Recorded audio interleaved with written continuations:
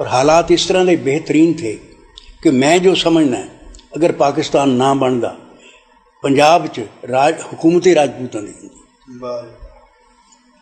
यानी उस वक्त के हालात के मुताबिक जिन्ना मतलब इन्हां दी आबादी ते टौर सी, जिन्ना इन्हां दी टौर थी, रकबा जिन्ना इन्हां कोल रकबा था, अगर पार्टीशन ना होंदी तो टोटली पंजाब च हुकूमती राजपूतों की रहनी थी, अज तक रहनी थी, उन्होंने कोई गवाह नहीं थी सकती। आखिरी मुख्यमंत्री टिवाणा भी राजपूत सीगा, यानी ये तो मेरी अपनी रीडिंग है ना, जो मैं समझना है।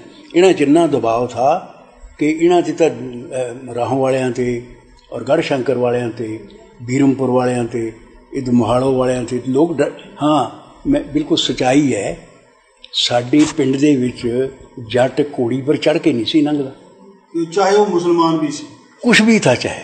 अच्छा, जट ने घोड़ी उत्थे लगाम फड़ लेनी, उतर जाना, फिर जाके लंघना, तां जाके परले पासे पिंड की घोड़ी पर चढ़ना। मतलब राजपूत लंघ सकदा सी, राजपूत जा सकता था, जट नहीं सी जा सकता। यानी ये शुरू तो ये रवायत है, यानी बिल्कुल सच्चाई है कि उसने उत्थे उतरना, घोड़ी का लगाम फड़ना, पार लंघ जाना। बाबा सही और मयार ऊंचा करो, राजपूतों का मुकाबला तुम्हारी पुश्ते भी नहीं कर पाएंगी, खत्म। राजपूत ब्रांड अबावले न्यू क्षत्रिय लगाया था, कोई क्षत्रिय ना हो जाता, क्षत्रिय केवल राजपूत।